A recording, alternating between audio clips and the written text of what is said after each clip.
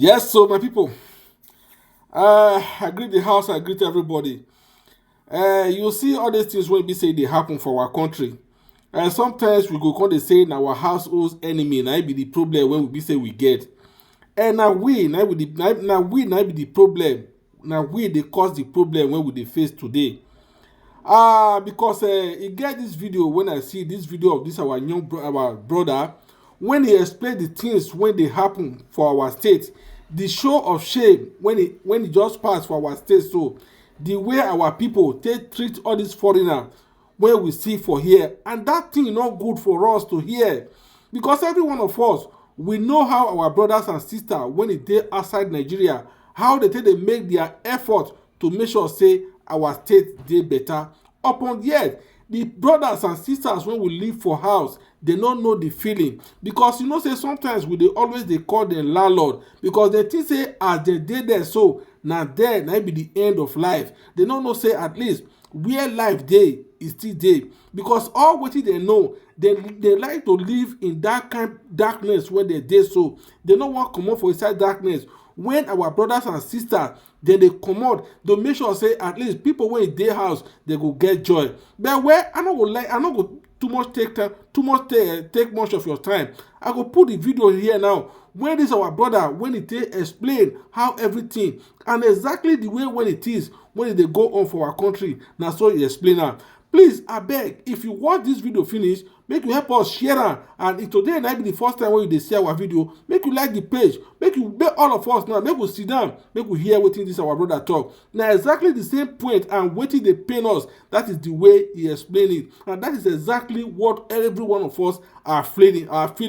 Because you know, because when I watch that video, my brother and sister, if I say I no share tears na lie, because na we na be the problem, and that show of shame when they play, e go take us many years before we go fit rectify am. This one no be small thing o. We need to stand for our right. Well, make we watch the video now, make all of us make we watch am. Thank you all for watching. Bye bye for now. What happened in Edo State in the recent days, maybe yesterday or the day before, it's a disaster. It's a show of shame. You know, whatever, you know, is going on between the past government and this government and the royal palace should not have come out to rear its ugly head in public sphere like this. You know, when we in international relations, when we talk of nations that are unstable, you know, nations that has every indices of instability, this is exactly what we talk about. You know, your president and your governor should be the face. That's what they should be. The president and the governor is a privileged position. And your traditional institutions, they should be the face of the country and the states, respectively, attracting investors, whether local or foreign, and assuring investors that our place, our state is safe for you to come do business. Because investment brings employment and brings development with it. But the show of shame that was on display at the museum in Benin has set us 1,000 years back. Look, I'm not saying disregard traditions or anything, but I'm saying traditions and institutions, whether it be our local traditions or new democracy, if they stand in the way of development, they should be moved, they should be shifted. Because you can't have both. For example, you have the Prime Minister of the UK trying to attract investments, and then the king is doing something else to drive people out or chase people away. The time will come that will tell the king, chill out. And that's exactly what they've done to his brother Andrew. It's a bad investment for us. So they've stripped him of his titles. He's not an ordinary person. I know we will never get there because there's so many sycophants in Nigeria compared to realists. So no one will be bold enough to tell these traditional leaders or state governors to behave well. But those street urchins or those touts or agberos who were out there intimidating people, and then, I don't understand, man. You guys are really lucky that you didn't touch any of those white people. Even if they were from Albania or Romania, you guys would have learned differently. You can beat your own people, because that's what black people do. We destroy our own. Those who look like us were quick to pull the whip and whip more than the oppressor. We're quick to pull up a knife or a gun and destroy the one that looks like us.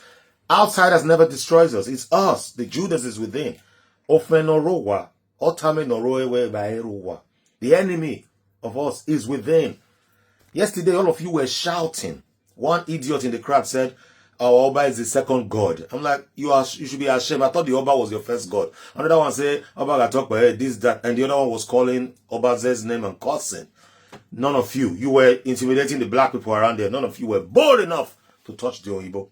One fool in the crowd said, "Look, the Oyibo self not getting nyash." That was your biggest issue. I heard it. I watched the videos. That's a show of shame. If you guys understand Benin City, you know the history behind Benin City, you know the position that Benin City hold in the world, you will not disgrace us like that. People abroad try so much to take Benin to that height, and you guys, under 2 seconds after smoking weed, colos loud, a lot of cheap whiskeys and cheap fake drinks, you come out on the street and destroy everything that people have done. If you know the position of Benin, I'm an Esan man from Ugboa, the Ukato Palace, but I proudly every time tell people about Benin Kingdom, the great Benin City, and how he held the might of the British Empire at bay. Every time I open my mouth, I'm preaching about it. I don't preach about the Oba because I don't do people.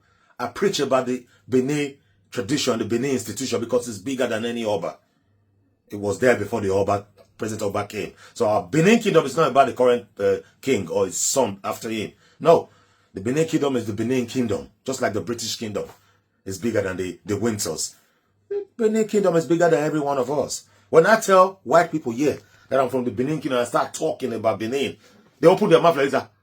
They'll be like, wow. Some of them know, and they start discussing things. Some don't, and they said, "Can you point me to a book to read?" Instead of you to be writing your history in books for people to read and come by, make Benin City the greatest hub of tourist attraction in the whole of Africa. No, rather, all you're doing is chasing people out. Pharaoh is not better than us. Everybody goes to Egypt to look at the Pharaoh tomb and the pyramid. Benin, people should be coming from abroad to look at the moat. I know how fascinated people are about our culture, about Benin Kingdom. For the show of display on TV, on camera, on social media, for all to see, by those street urchins, those illiterate gangs on the street who are remnants of illiteracy, the failure of our education system, the show of shame on display, man, is not good for us, not to talk of the foreigners. Somebody said in a comment I was reading, he said, and you wonder why the only things in existence in Benin are hotels, whorehouses, beer parlors, churches, and mosques. Those are the only things that thrive in Benin. Those are the only things, something that you guys should be proud of. You've gone to destroy our reputation. Carry go. And I know some of you were cussing me earlier yesterday saying this, that. Like I said to you, I don't respect people. I don't care about people. I care about institutions. If the institutions are failing, I will still talk about it. I don't care who's behind, because you see the president of Nigeria today, it will not be there like Paul Biya forever. Paul Biya himself think he's bigger than the institution of Cameroon. One day he will die. He will take his last breath. That's how I deal with traditional rulers. Like I told you before, I'm from the palace. My name is Ukato. Ugboa, one, where there are no gates there. I don't care. If you stand in my way, whether Ukato or anything, I'll push you off. Because you can't. Evolution means I should be going forward, not backwards. Seriously. I don't care about people. I care about institutions.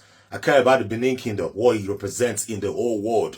But with the show of shame in Ring Road yesterday, or wherever that place is, Ogbe Quarters or whatever, we're destroying it. I talk proudly about the Igun district of Benin. And people are like, wow, is this where it comes from? Let me show you something. Let me show you something. You scumbags who don't know anything. Sorry for the dark light. Let me show you something. So you don't think I play. What?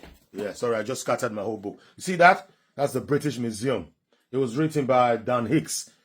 A white man wrote this book better than any Benin person could have written. These are the things I read. He will even tell you a story more. Go pick a book and read instead of taking weed to smoke. I'm talking to you street urchins. Go pick a book and read about Benin. Then you will not be messing Benin up. Anyway, peace out.